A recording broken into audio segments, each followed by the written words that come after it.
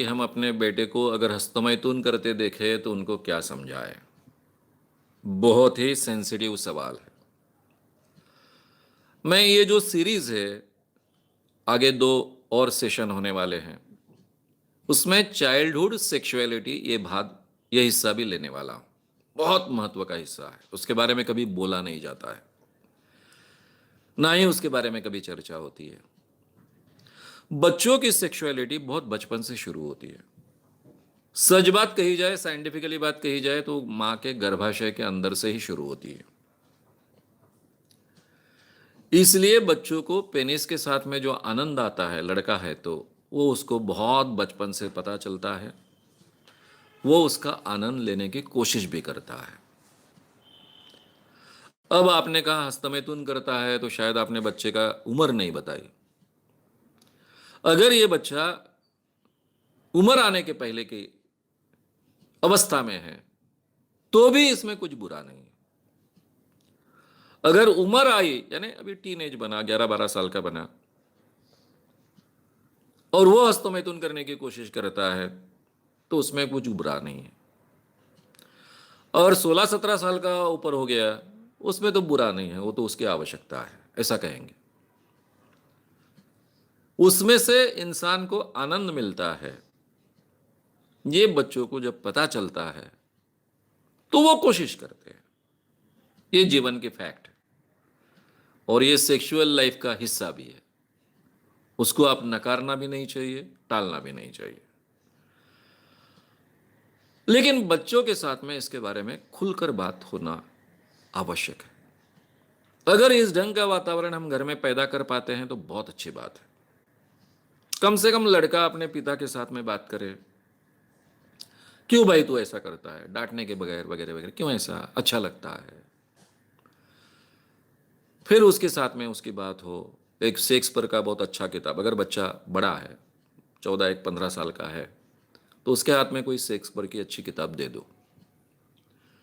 मैं रिकमेंड करूंगा उसको, अगर इंग्लिश अच्छा आता है तो Masters and Johnson's on sex and human loving, ये किताब दे दो।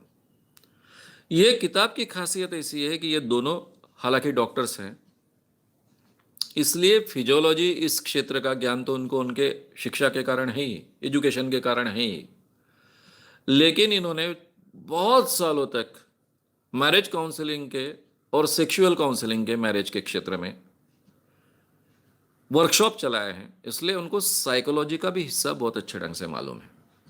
और ये दोनों का कॉम्बिनेशन इन किताब में मिलता है, इस किताब में मिलता है। और इस किताब में बचपन से लेकर तो इंसान के आखिरी के उम्र तक के सभी हिस्से कवर किए हैं। यानी आपने एक किताब ये पढ़ी या फिर बच्चों को पढ़ने को दी, तो शायद सभी सेक्सुअल क्षेत्र के, सेक्स के क्षेत्र के, ह्यूमन बीइंग एंड सेक्स, इस विषय के सभी महत्व के हिस्से कवर हो जाते हैं। इसलिए मैं इस किताब को बहुत महत्व देता हूं। तो ऐसी किताब उनके हाथ में दीजिए। ये क्यों होता है, क्या होता है, ये बात अगर उनको आप ठीक ढंग से समझाए तो समझाइए। और केवल उनको इतना कहिए कि ठीक है, अकेले में ये करने का अधिकार हर पुरुष को है, हर स्त्री को भी है। लोगों के सामने ये करना ठीक नहीं समझा जाता है। छोटे बच्चे हैं तो उनको भी यही समझाना पड़ेगा।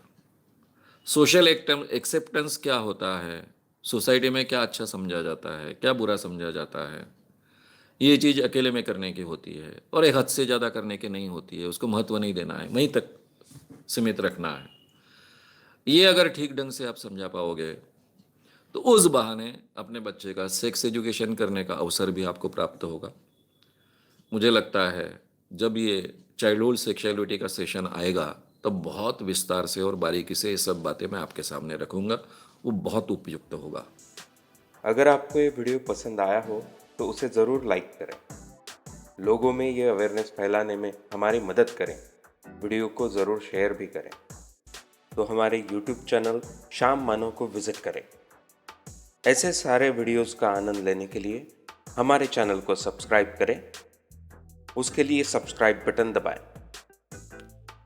नए वीडियोस का नोटिफिकेशन पाने के लिए बेल आइकन दबाएं।